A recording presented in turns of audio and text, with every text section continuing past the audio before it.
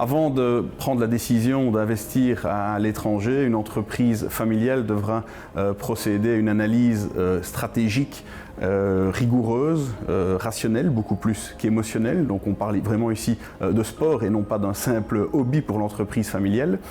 Cette analyse devra couvrir un certain nombre d'aspects, parmi lesquels on pense premièrement à une étude de marché, qui sont les clients, qui sont les fournisseurs, quelle est la facilité d'approvisionnement, le coût de la main-d'œuvre aussi, quelle est la concurrence, est-elle déjà rude sur place ou pas. Tous ces éléments vont nous permettre de voir si on pourrait être sur place et compétitif et rentable.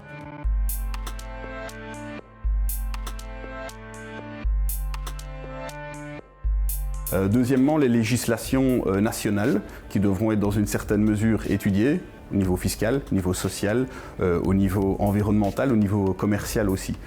Troisièmement, et dans le même ordre d'idées, il faudra également avoir une bonne maîtrise des us et coutumes locales. On parle de religion, on parle de croyances, on parle de culture, de langue, de climat et toutes les répercussions que ça peut avoir sur les modes de vie de la population locale. Et enfin, il faudra aussi s'assurer d'une stabilité économique, politique suffisante dans le pays. Bien entendu, la stabilité sur le régime politique en tant que tel, mais aussi une stabilité en matière de réseau de communication, en matière d'infrastructures de transport, stabilité des banques, corruption, sécurité. Ces éléments-là devront également être analysés. Et ce n'est qu'après avoir analysé tous ces éléments-là qu'on pourra prendre la décision d'investir à l'étranger en minimisant les risques et en maximisant les chances de succès.